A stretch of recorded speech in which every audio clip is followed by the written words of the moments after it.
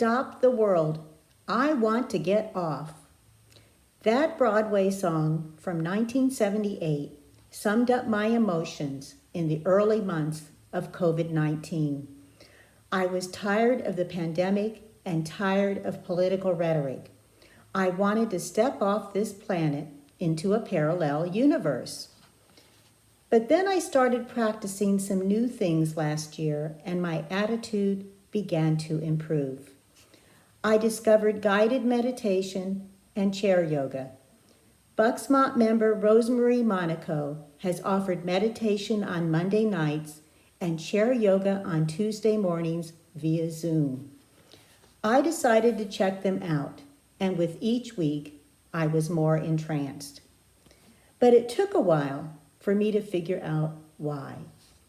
I didn't initially grasp the importance of mindfulness, an effort to pay attention on purpose to the present moment.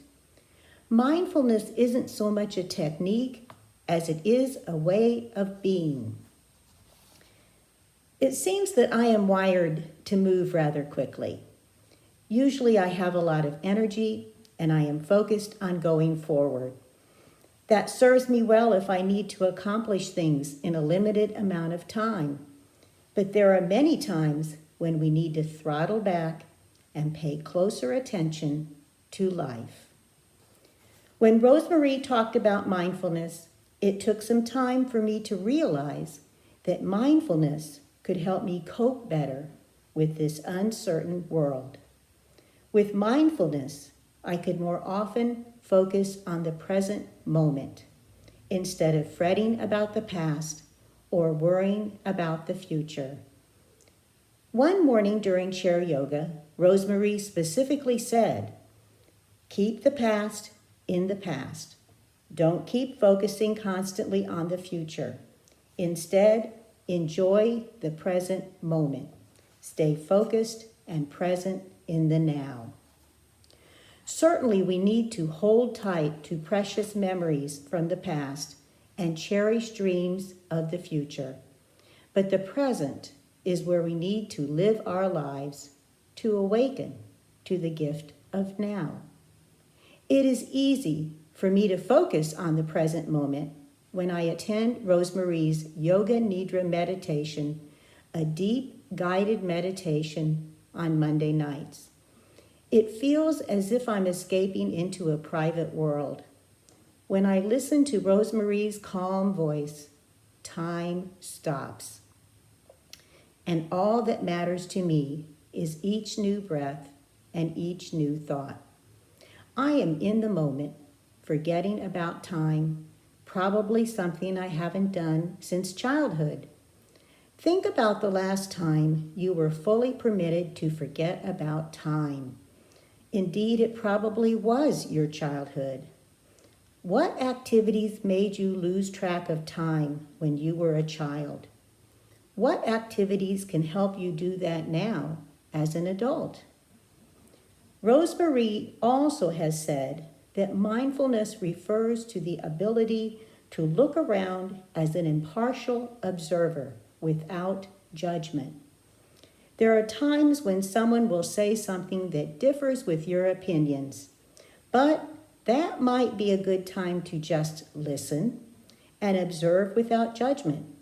After all, Rosemary said, you don't know their story, you don't know their history. I am grateful that I discovered Rosemary's classes last year. She has helped me cope with this uncertain world. During the past year, I also discovered the Calm app for my phone with Tamara Levitt, an author and narrator for guided meditation. Tamara Levitt's philosophies on life also have given me much food for thought, including the day she talked about santosha, the ancient Sanskrit word for contentment, a word that Rosemary also has talked about. Too often, Tamara said, we are focused on, I'll finally be okay when. There seems to be some incomplete piece of the puzzle that's missing for us to be content with life. For example, a better job, a loss of weight, or a new relationship. Certainly, I have been guilty of this type of thinking at various stages of my life. But we need to find satisfaction with who we are right now. Accept and appreciate who we are and what we have right now as a foundation for contentment, for santosha. Also, instead of racing the clock and figuring out what's next on our to-do list, Tamara urged her listeners to pause their productivity and focus on the moment. Truly listen to others and to the sounds around you. Look more closely at the world around you. However, like exercise, mindfulness takes practice. As Sharon Salzberg noted, mindfulness isn't difficult, we just need to remember to do it. One day last fall, I asked my husband to practice mindfulness walking with me. When I first mentioned the idea to Ed, he got a funny look on his face. He obviously was thinking, why? What's the point? But I convinced him to try it as an experiment. When we arrived at our favorite place for walks, I asked him to let me take us through a guided meditation as we moved along the path. First, I said in a calm and low voice, take some time to think about the movements of your feet, your heel lifts, the balls and soles of your feet as you take each step. After some time had gone by, I suggested that we think about the pace of our walking. Notice the details of each constant, deliberate step. Next, pay attention to how the weight shifts and your muscles work to balance your body as you move along the path. Then, do a slow body scan. Notice how your arms move as they swing by your sides. Observe your shoulders, your chest, your abdomen, your hips as you move. Now, expand your awareness to your sight, observing everything around you. People, animals, buildings, nature, shapes and colors. What makes you curious? What surprises you? Then focus on the smells in the air, strong or subtle, pleasant or unpleasant. Next, shift your attention to sounds, loud, quiet, nearby, or far off.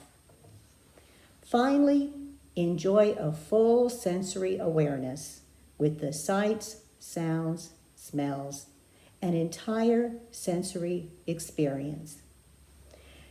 After our walk, Ed and I were quiet on the drive back. Once home, we sat down to talk about our experience with mindfulness walking. Ed admitted that initially he had a bit of tension because he didn't know what to expect. But once I started the guided walking meditation, he said, it was like a switch was thrown because he hadn't thought about many of these things while walking before. Ed said he especially liked focusing on things along our path instead of just zipping by. He liked hearing the quiet rustling of nature as a contrast to the sounds of cars in the distance. As for me, walking didn't feel like a chore that day.